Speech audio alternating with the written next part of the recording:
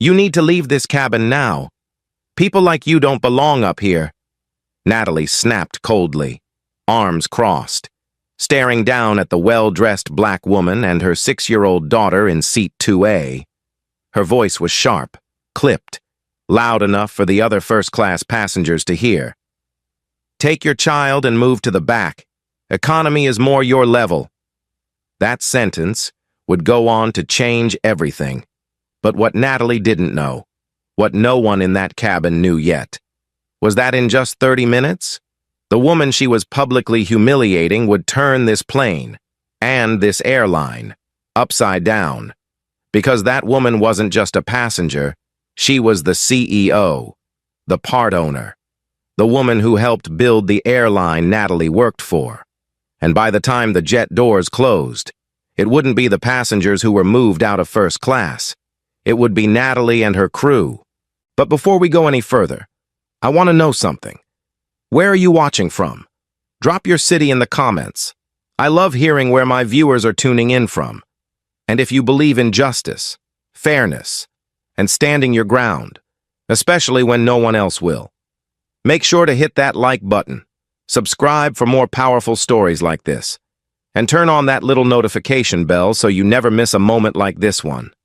Now, buckle up, because this flight from New York to Zurich didn't even take off before it spiraled into chaos. And it all started at gate B-17, just before midnight. On June 22nd, Rachel Wright was tired, but smiling. At 44, she was the youngest CEO in Pinnacle Airlines' history, and one of the only black women to ever hold the title in a major U.S. carrier, born and raised in New York. She was finally taking her daughter Mia on the Swiss vacation they'd been planning for months. Her schedule was packed with board meetings and policy reviews. But this week was just about them. She held Mia's hand gently as they walked into the cabin, dressed in matching cream-colored travel outfits, sleek and elegant. Their seats were clearly marked, 2A and 2B, first class, reserved and paid in full. "Isn't this nice, Mommy?" Mia asked, eyes wide as she looked at the plush seats. Rachel laughed softly. "Yes, baby, we're finally going." But before she could even store their luggage, a voice cut through the quiet like a whip. "Excuse me," said Natalie, a uniformed flight attendant with tightly pulled-back blonde hair and a practiced smile that never reached her eyes. "I'm going to have to ask you to move to economy. We've had complaints." Rachel blinked. "I'm sorry. What?" Natalie gestured vaguely toward the back of the plane. "We'll find you space in coach. There's been a mix-up with the seating assignments." And that's when Edward Langston stood up from seat 1C, adjusting his Rolex with a dramatic sigh. "I offered $1,000 to bump him back there," he muttered to his wife, Margaret, who was already dabbing her neck with perfume. "Honestly, I just don't want to sit near them for 8 hours." Margaret didn't whisper. "This cabin is supposed to be exclusive," she said. "It's not just about money. It's about class." Rachel's heart thudded in her chest. She remained calm, but inside, something started to simmer. "We have confirmed tickets for seats 2A and 2B, she said firmly, handing over the boarding passes. "We booked weeks ago." Natalie looked at the passes, then handed them back without looking Rachel in the eye. "Yes. Well, things change," she said, stepping aside. "I suggest you relocate quietly." Just then, Ryan Cole, another flight attendant, younger, tall, and cocky, came down the aisle holding a tray. He pretended to trip near Mia, splashing orange juice all over her little dress. "Oops," he said with a grin. "Guess economy's cleaner anyway." Mia gasped, looking down at her soaked front. "Mommy, my dress!" she cried, tears starting to form. Rachel grabbed tissues and knelt to wipe her daughter's clothes. "It's okay, baby. We'll fix it." But then Edward scoffed. "This is what happens when you let just anyone into first class," he said, loud enough for half the cabin to hear. Cheapens the whole experience. From the third row, a young trainee named Sophia Evans stood frozen, watching, her training manual clutched in her lap. She turned to her fellow passengers. "This is wrong," she whispered, and someone else finally spoke up. "Their tickets are valid," said Lauren Mitchell, a tech executive from Minnesota. "I saw them check in with me at the gate." James Carter, a marketing director beside her, nodded. "I don't like where this is going." Natalie suddenly raised her voice.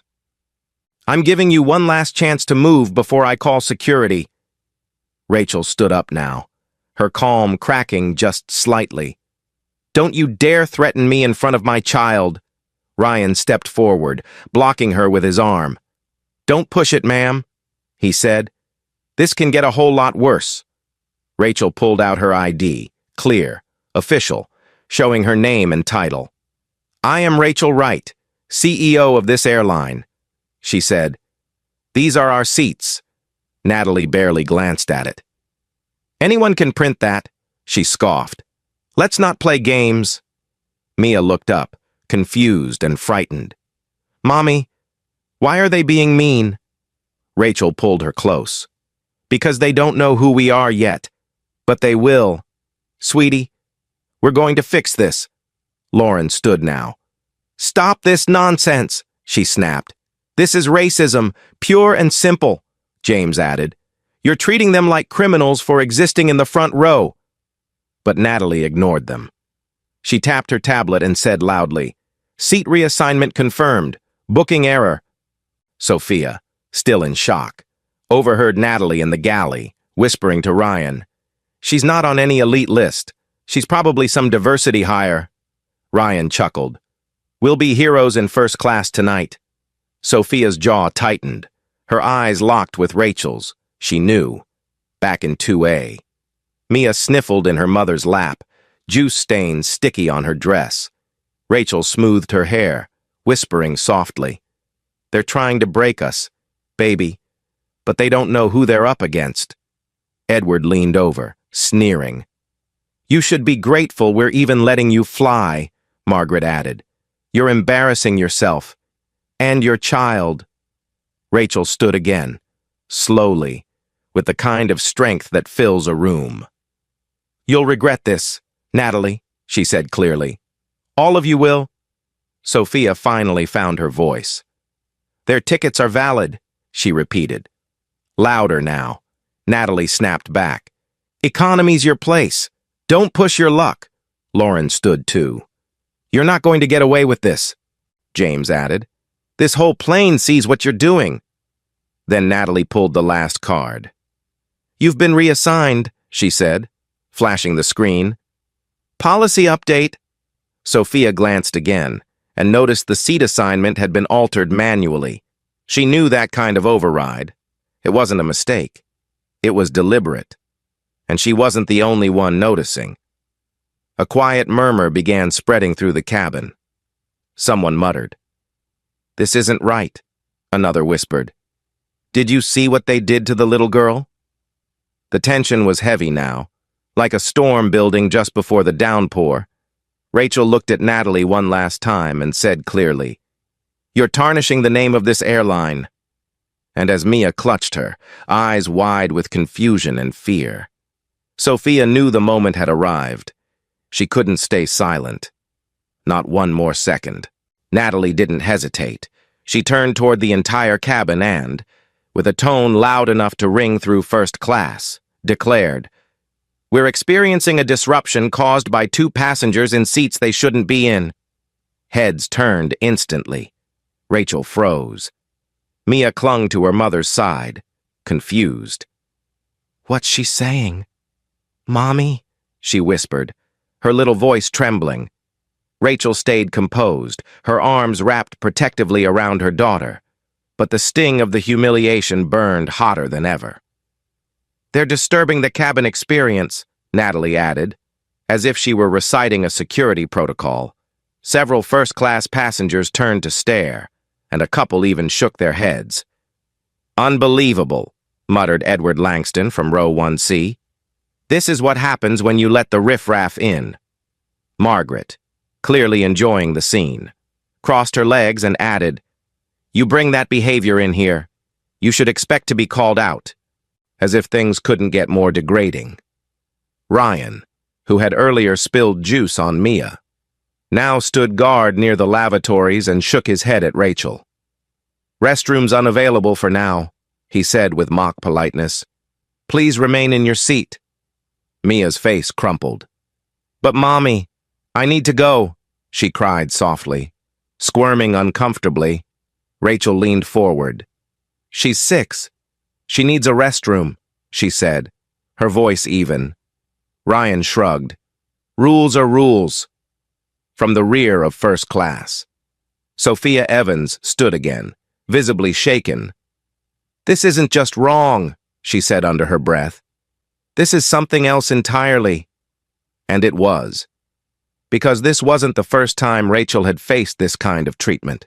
At 30, years before becoming CEO, she was denied a first-class upgrade on another airline, one she'd been a loyal customer of, because the agent claimed they couldn't verify her credentials. That sting never left her. It burned its way into her memory and became fuel. Fuel for change. Fuel for action. And now here she was, running one of the fastest-growing airlines in the country. And still, it was happening again. Not because she didn't have status, not because she wasn't qualified, but because of who she was, what she looked like. And that wasn't just personal. It was systemic. Sophia leaned toward Rachel now and whispered, "I'm going to speak to the captain." Rachel nodded silently, her hand never leaving Mia's shoulder. "We're staying right here," she replied firmly. "They can try all they want, but we're not moving." Mia looked up at her mother, eyes wide. "Are we in trouble, Mommy?" she asked, her voice barely audible. Rachel bent low and smiled gently. "No, baby," she whispered. "They are." Behind them, Lauren Mitchell raised her voice. "This isn't a misunderstanding. This is targeted harassment." James Carter agreed. "I've flown Pinnacle for 10 years. I've never seen anything like this." A quiet buzz began to hum across the cabin. Passengers began looking at each other. People were uncomfortable. Eyes darted between the flight attendants, the Langstons, and the mother and daughter quietly enduring the storm. "Pinnacle's better than this," James added. "At least I thought it was." Rachel stood now, calm but clearly fed up. "You're done, Natalie," she said, her voice low and steady. Natalie turned, lips pursed, eyes flashing with anger. "Excuse me?" she barked. Mia cried out again. "I don't like them. Mommy, they're mean," she wailed, tears falling freely now. "Sweetie, it's okay," Rachel whispered, trying to comfort her while keeping her own fury contained. Sophia, standing now beside them, turned toward the other passengers. "Their seats are legitimate," she announced. "I saw the manifest. There's no error." Natalie shot Sophia a look. "You're a trainee. Know your place." But it was too late. The crowd was listening. Lauren stepped into the aisle. "Apologize to them. Right now." James stood beside her. "This is shameful," he said firmly. "We're not going to let you get away with this." Edward groaned loudly. "Oh, come on. She's dragging this whole cabin down. Is no one going to do something?" Margaret rolled her eyes. "This is exhausting," she huffed. "You'd think they'd have some dignity." And just when the air couldn't get thicker, Sophia turned pale. She had just returned from the galley to retrieve her tablet, and what she had overheard there made her heart stop. "They gave us $1,000 to get rid of them," Ryan was saying to Natalie, chuckling. "Can you believe it? Old man Langston just handed it over like it was nothing," Natalie had replied. "Keep your mouth down. If anyone hears you, we're sunk." Sophia felt her throat go dry. Back in the cabin, she looked straight at Rachel, They took a bribe, she said under her breath. From them, $1,000. Rachel's expression didn't change, but the fire in her eyes sharpened.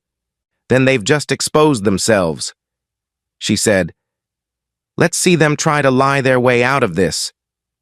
Sophia looked at the others and said louder, they accepted money.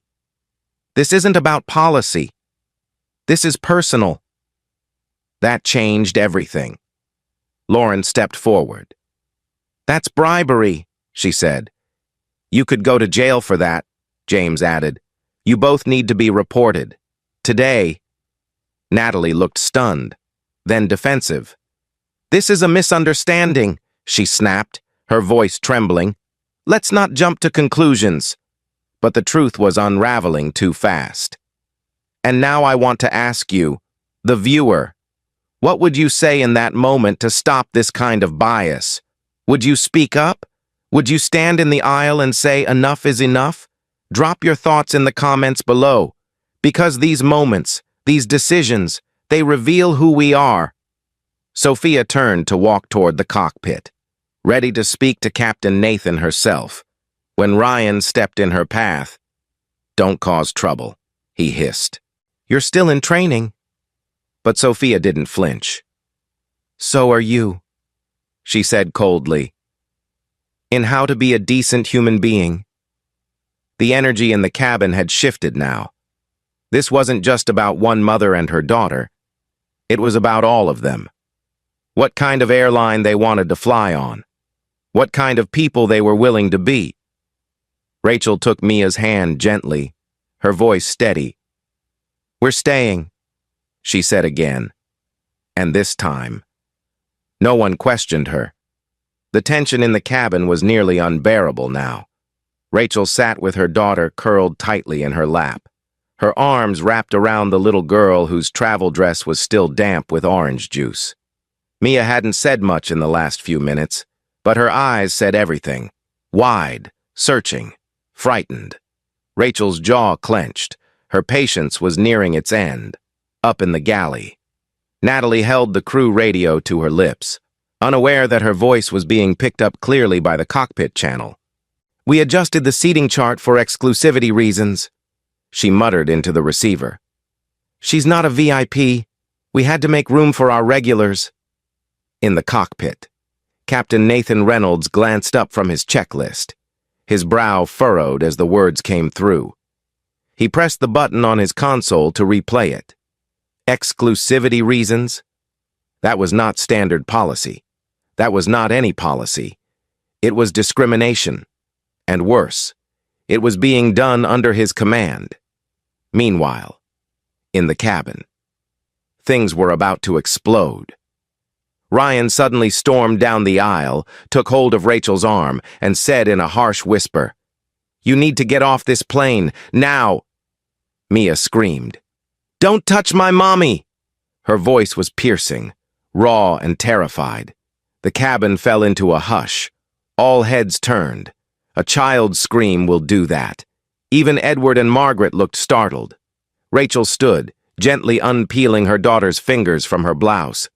Don't you ever put your hands on me again, she said, her voice low but shaking with fury, from across the aisle. Lauren stood up so fast her seat rattled. That's enough, she shouted. You're out of control. James followed, stepping into the aisle. You don't manhandle a mother and her child. What is wrong with you? Edward jumped up now, offended not by Ryan's behavior, but by the defiance of other passengers. Get these imposters out of our elite space, he barked. They're dragging this flight down with them. Margaret sneered behind him. You're degrading the whole first-class experience. This isn't their place. Sophia stepped forward, trembling but determined. Stop it, all of you. This is unfair. This is discriminatory, and I won't be part of it anymore. Ryan looked like he was ready to argue, but the growing wall of passengers between him and Rachel made it clear he was outnumbered. Natalie tried to regain control. Everyone, please return to your seats. We're handling a security issue. But James cut her off. The only security risk I see here is you, he said coldly. And you, he added, glaring at Ryan. You laid hands on a passenger. Natalie's face flushed red, her control slipping. Sophia turned to Rachel. I already told the captain what's been going on, she whispered. He knows. Rachel exhaled slowly. The moment had come. Mia looked up. Mommy, are we safe? Rachel nodded, brushing the child's curls from her forehead. Yes, baby. I've got this now. Around them. The air shifted. People knew something bigger was happening. This wasn't just a misunderstanding or a rude flight attendant. This was something deeper, something ugly. Being pulled into the light, Lauren crossed her arms. This crew is corrupt, James nodded. And we're not letting it slide, Sophia added. They need to be held accountable. Ryan laughed bitterly. Held accountable by who? Some woman pretending to be important? Rachel turned slowly, her stare leveled at him. You still think I'm pretending? She asked quietly. After everything you've done, you really believe I'll walk off this plane and disappear? Mia tugged her sleeve. I want to stay. Mommy, she said. We are staying, Rachel said gently. No one's taking us anywhere. Sophia turned to Natalie. You've gone too far, she said. I've filed a report and the captain is listening. There's no way to spin this anymore, Natalie muttered under her breath.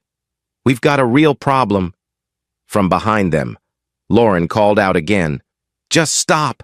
Stop humiliating yourselves. You've already been exposed, James added. We all see it now. You can't undo this.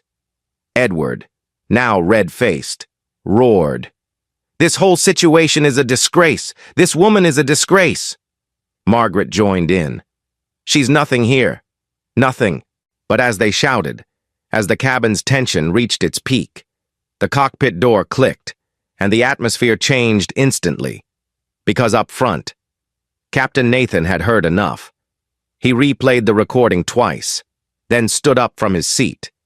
He looked down the aisle, his jaw tight. Back in the cabin, Ryan tried to resume control. Folks, please sit down, he began, but his voice was shaky now. Passengers weren't listening. They stood behind Rachel, not in front of her. Rachel turned slowly to Natalie and said, clearly enough for all to hear, Your prejudice is now public. Natalie's mouth opened to respond, but she had no words. At that moment, every lie, every insult, every act of quiet cruelty she and Ryan had tried to hide was now hanging in the air like smoke, and the only thing left was the truth. Sophia looked around the cabin, heart racing. He heard everything, she whispered. Every word on the radio. Rachel nodded. Good. Then let's end this. As the cabin simmered in tension, passengers began whispering. A few nodded at Rachel. Some mouthed, thank you. One elderly man even offered Mia a napkin and a gentle smile. The tide was turning, but the reckoning wasn't done. Not yet. Because the captain was about to step out, and once he did, nothing on this plane would ever be the same. Natalie's voice cracked as she barked into the intercom. Security is on standby if this behavior continues. But no one was moving. Not Rachel. Not Mia. Not the growing group of passengers who had had enough. Natalie turned to Ryan and hissed, Get them out of first class. Now. Ryan hesitated, but then nodded and stepped forward again. This time reaching toward Rachel's seatbelt buckle. Ma'am, for safety reasons, I need you to come with me, he said with a forced calm, trying to sound official, but what he said next shattered any illusion of procedure. We need to separate the child from this situation until it's resolved. Mia shrieked and grabbed her mother's waist, her small voice terrified. Mommy, don't let her take me! Rachel's eyes widened. Touch my daughter, and I swear, she began, her voice low and shaking. She's 6 years old. She's not going anywhere without me. Ryan stepped back as if slapped. But Edward stood and sneered. "She's no elite, just a fraud trying to ride with the big dogs," Margaret scoffed, rolling her eyes. "This airline's gone to trash ever since they let people like her in." That was the final straw. Lauren stepped forward, arms crossed. "They're not going anywhere," she said. James joined her, squaring his shoulders.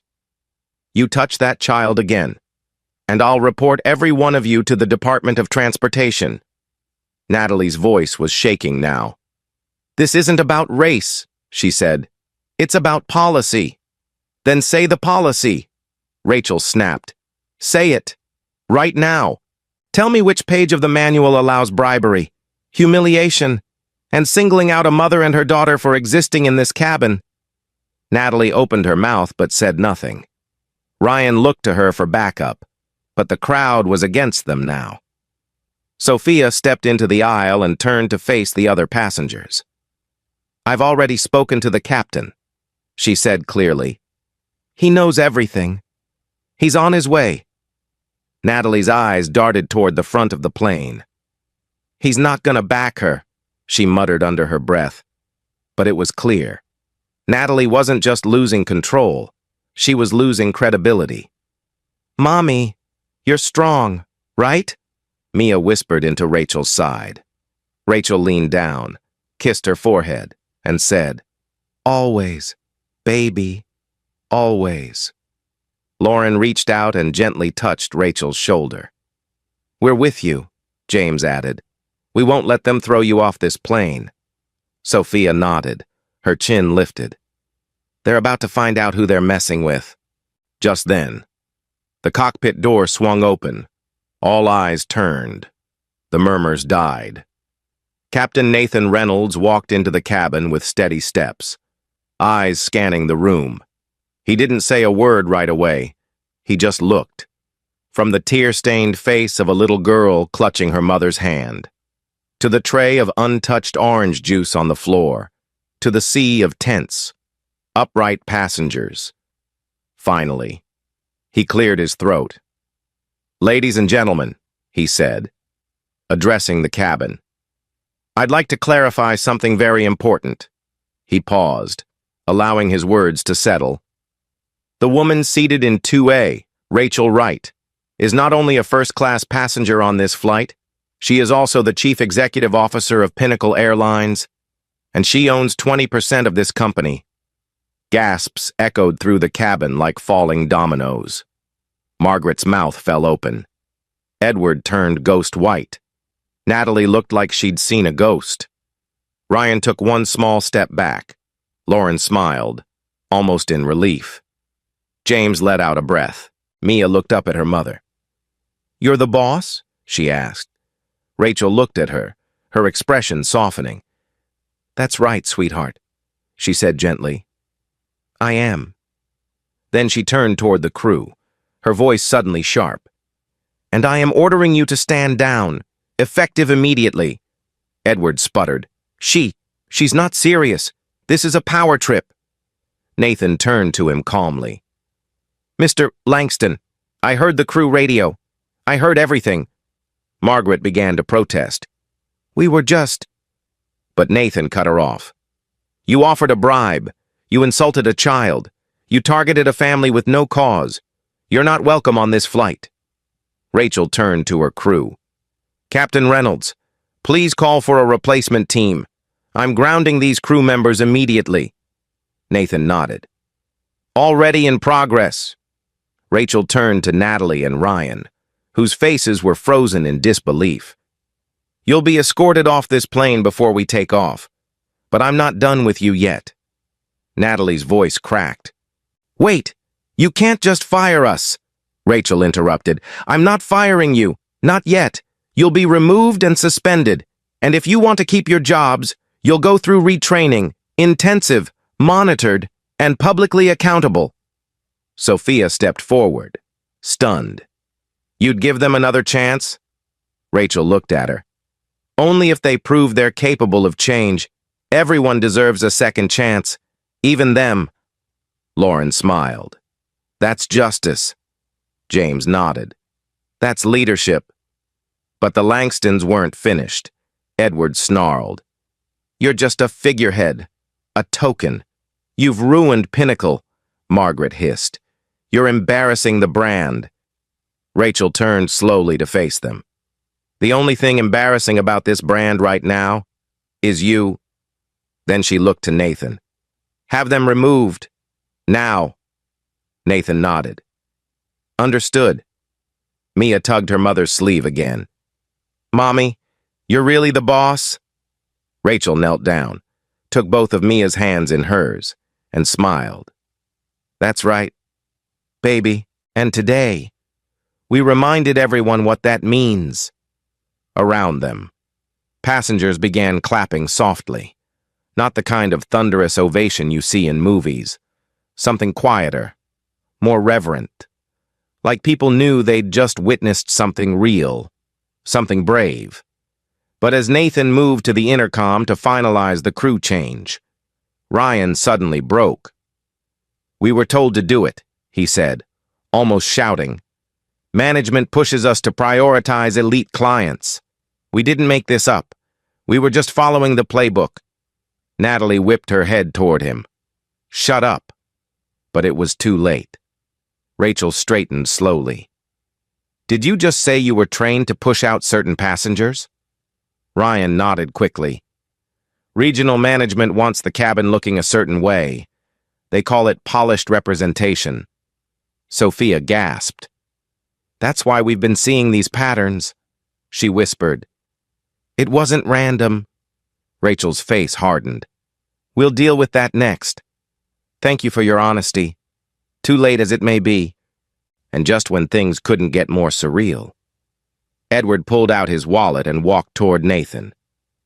I'll give you $5,000, he said quietly, if you pretend this didn't happen. The offer hung in the air like smoke. Nathan looked down at the bills, then back at Edward.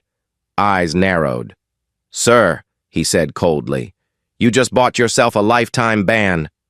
Passengers began to stir, shocked, disgusted, outraged. Then someone began clapping, then another, until the whole cabin joined in, not just for Rachel, but for the truth finally being seen, finally being said. Captain Nathan didn't wait.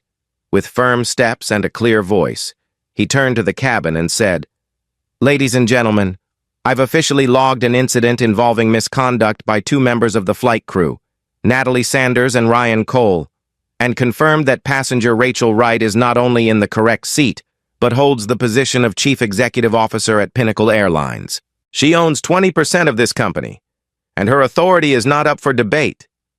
Gasps rippled across the cabin again, louder this time, followed by the sound of someone dropping their phone. Rachel stood now, fully composed, eyes focused straight ahead. The air seemed to shift as passengers saw her not just as a mother or victim, but as the woman behind the airline's very name. Edward scoffed, standing once more with a smirk. CEO or not, you've made a mess of this flight, he growled. You've embarrassed this airline, Margaret added, her voice pinched. We'll sue for emotional damage. You think you can humiliate us? Rachel stepped forward. No, she said calmly. You humiliated yourselves. Then she turned to Nathan. Remove them. The Langstons are no longer welcome on this aircraft, or any Pinnacle flight, ever again. Nathan nodded. Security has already been notified. Zurich gate staff will meet us. A couple of passengers clapped quietly. Margaret looked horrified. You're banning us? She snapped. We're platinum executive members. Rachel didn't even blink. Not anymore. She turned to Mia, who was now sitting upright, eyes full of wonder. Mommy, you made them leave? Rachel smiled. I didn't make them leave, sweetheart. Their behavior did. While Nathan radioed the terminal, Rachel addressed the rest of the cabin. Let me be clear, she said. This flight will continue with a new crew, a professional one. She gestured to Sophia, who looked stunned. Sophia Evans will remain on board and be promoted to senior cabin leader effective immediately. Her conduct, her courage, and her integrity today represent everything this airline should stand for. Sophia's eyes welled up. Thank you. Thank you so much, she whispered. Lauren beamed and clapped, followed by James. Soon. Half the cabin was applauding. Natalie and Ryan stood frozen, now surrounded by whispers, stares, and shame. Rachel turned to them slowly. As for you two, what you did was beyond wrong. You accepted a bribe. You humiliated a family. You ignored protocol. You tried to rewrite the manifest to erase us. I could fire you here and now. Natalie opened her mouth, eyes darting around. We were pressured, she stammered. Management encourages us to prioritize certain clients. But Rachel held up a hand. Yes, I'm sure they did. And yet, other crew members didn't spill juice on a child, or lie, or block a restroom for a 6-year-old. You had a choice, and you chose cruelty. Natalie's chin dropped to her chest. Ryan looked defeated. I'm sorry, he mumbled. I really am. Rachel studied him a moment. You might be, or you might just be scared you got caught. She let the silence linger, then added, Still, I believe in second chances. If you're willing to accept full accountability and complete a full retraining program under direct board supervision, your employment will not be terminated, but you will be monitored, and you will rebuild trust from zero. Natalie blinked in disbelief. You'd give us another shot? Rachel nodded once. One. Only one. Don't waste it. The air felt different now, less like a battlefield, more like something healing. But the truth wasn't done unfolding. Just as the cabin began to settle, Ryan turned toward Rachel and said quietly, There's something else. You should know. The regional director, the one over this route, told us in our last training to keep first class visually polished. That meant pushing out anyone who didn't look like, well, like Edward. Sophia turned, shocked. Wait, that wasn't just your personal bias? Ryan shook his head slowly. No, we were told to make the cabin look a certain way. Said we'd keep high-value clients happy that way. Rachel's expression turned from stern to cold. You're telling me a manager instructed you to target passengers based on appearance? Ryan nodded. Not in writing, but we all knew what it meant. Rachel inhaled deeply. That's not just unethical. That's systemic. She turned to Nathan. Call David Thompson and Sarah Mitchell. We're holding an emergency board session in 48 hours. Every regional manager's conduct and training policy will be under review. Nathan nodded grimly. Understood. I'll report the full crew log, including radio chatter. Margaret snorted. This is ridiculous. You think you can rebuild this entire company over one incident? Rachel turned to her. No, but I can start with this one, and you'll be the example of what we no longer tolerate. The cabin had gone quiet again, but this time, the silence felt powerful, grounded. Then Edward, with one last grasp for dominance, reached into his blazer and pulled out a sleek black wallet. He approached Nathan with an arrogant smirk. Look, I'll make this easy. You walk away from this mess, and I'll wire you $5 grand before we land in Zurich. He spoke low, but not low enough. Rachel. Sophia. And half the first class heard it. Nathan blinked, then looked at Rachel, then at Edward. Sir, he said slowly, you just attempted to bribe the captain of a commercial flight. That is a federal offense, and you just earned yourself a lifetime ban from Pinnacle Airlines. Edward's smirk vanished. You can't be serious. Rachel spoke next.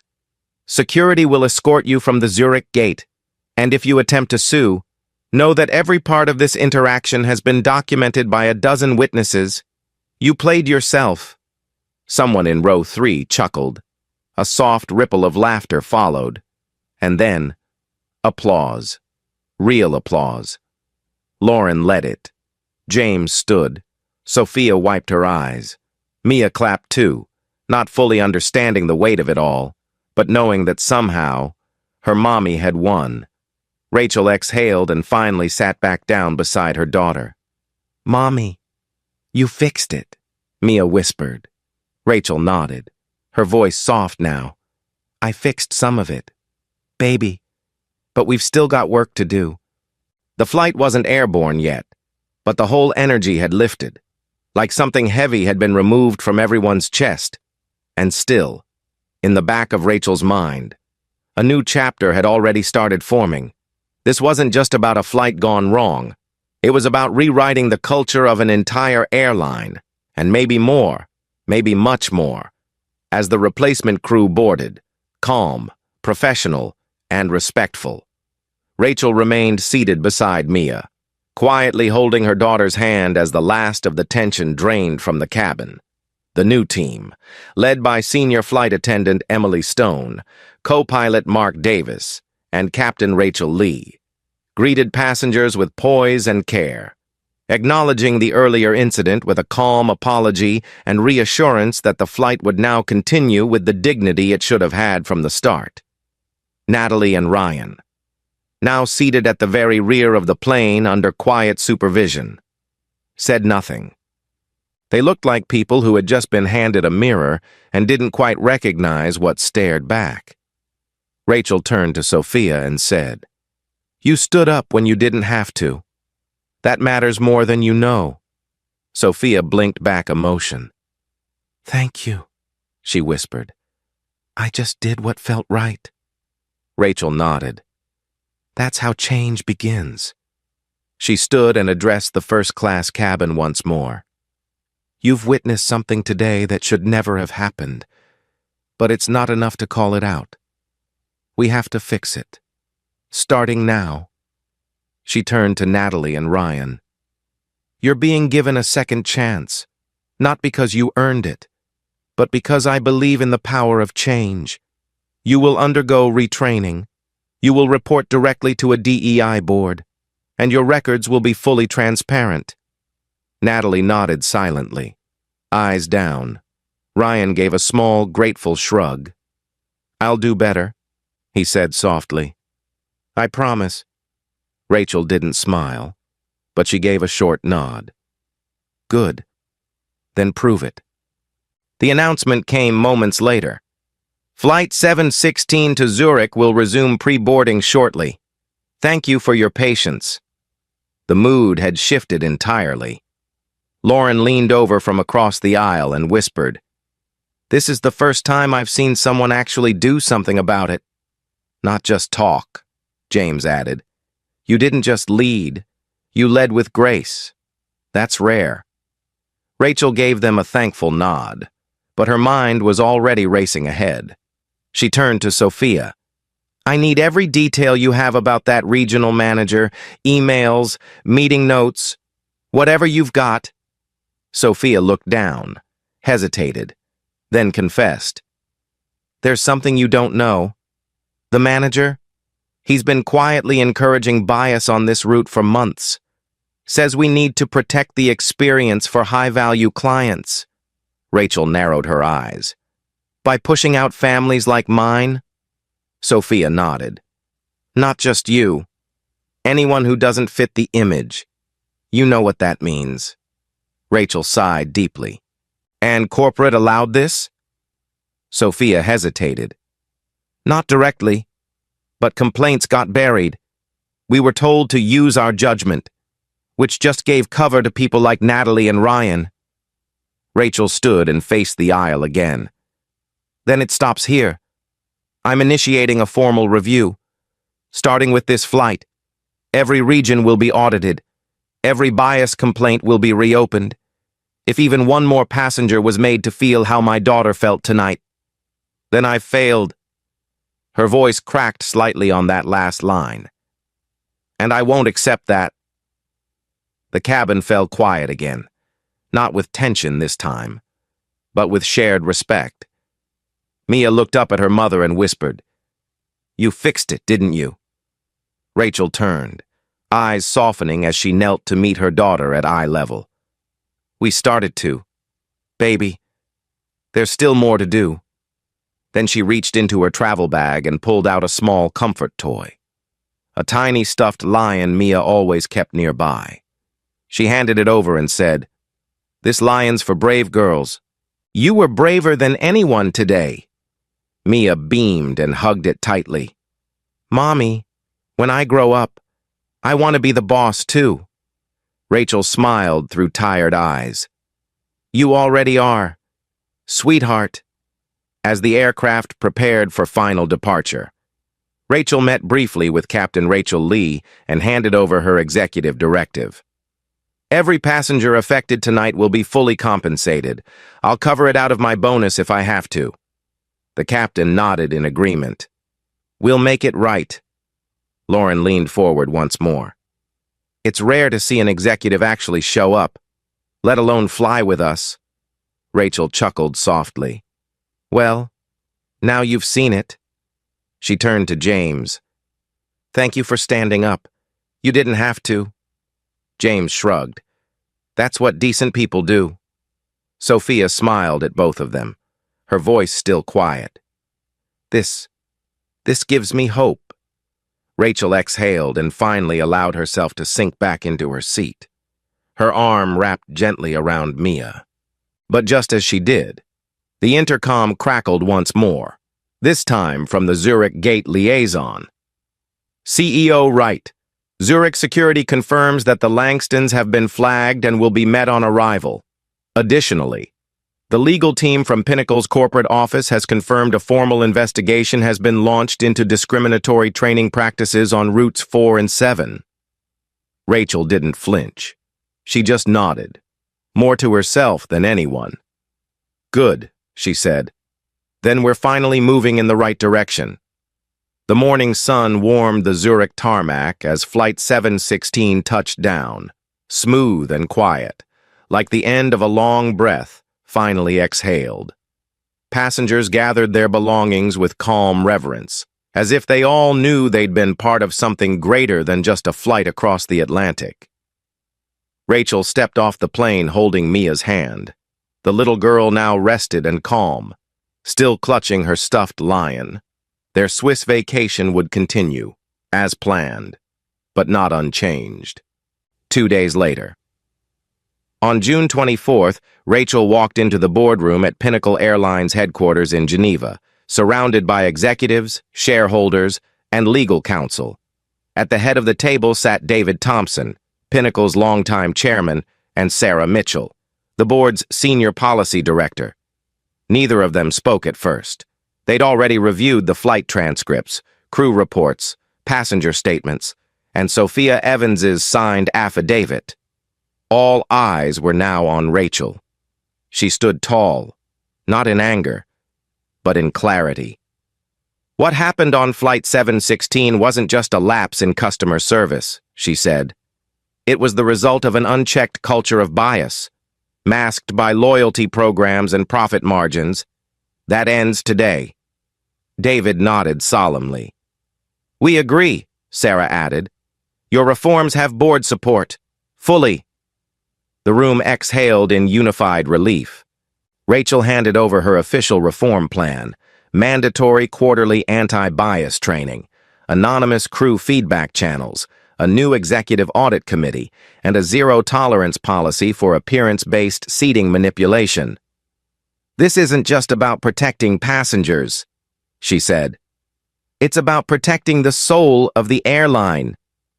Sophia Evans was formally recognized at the meeting and promoted to a permanent senior staff position. Her name, once buried in the crew roster, was now etched into a new generation of leadership, Natalie and Ryan, who had begun their retraining under full review, were cited by name in the internal memo not for shame, but as a signal of what accountability with compassion looked like. "They were given a chance," Rachel said plainly. "Now let's see what they do with it." Lauren Mitchell and James Carter, who had both submitted official letters praising Rachel's courage, were sent lifetime Pinnacle executive passes with handwritten thank you notes signed by Rachel herself. Small gestures, she told the board, but they matter. Outside the boardroom, the press speculated about what had unfolded at 35,000 feet, but there were no viral videos, no TikTok sound bites. There was only the truth, and the testimony of people who had been there, and somehow, that made it stronger. Mia, now sitting in the lounge outside the boardroom with a coloring book and a fresh dress, looked up at her mom during the break and said, "Mommy, you're my hero." Rachel leaned down, brushing her daughter's curls from her forehead. "You're mine too," she whispered. Back in the boardroom, Rachel addressed the final point on the agenda, an internal whistleblower letter submitted anonymously after the Zurich flight. A former flight attendant, now working in operations, confessed that senior leadership had quietly encouraged aesthetic filtering of first-class cabins to keep high-dollar clients comfortable. Several reports had been dismissed by mid-level managers prioritizing short-term revenue over human dignity. "We now have confirmation," Rachel said, "that this wasn't an isolated case. It was systemic neglect, and it nearly cost this company its integrity." Sarah Mitchell set down her pen. "Then the system changes now," she said simply. Rachel nodded. "Starting with us." She turned to David. "We lead from the top, or we lose everything underneath." In the following days, Rachel personally called several affected passengers to offer apologies and compensation. She didn't delegate the task. She did it herself, not as a PR move, but because it mattered to her. The Langstons' lawsuit threats never materialized. Their Zurich gate confrontation, where Edward shouted something unintelligible before being escorted away, was met with silence from the passengers, followed by a round of applause for Rachel. That moment never made it to social media, but it lived in the minds of everyone who saw it, and it lived in Mia's memory, too. "He was mad because he lost, right, Mommy?" she asked later. Rachel smiled gently. "He was mad because the world didn't work the way he thought it would." Mia nodded. "But you made it better." Rachel paused. "We made it better." 3 months later, Pinnacle Airlines launched its largest ever inclusion initiative, with Rachel leading a televised address on equity in air travel. The program, titled Clear Skies for All, was adopted industry-wide within 6 months. Sophia now spoke regularly on training panels. Natalie and Ryan, having completed their retraining, requested voluntary placements on diverse crew teams and were monitored closely.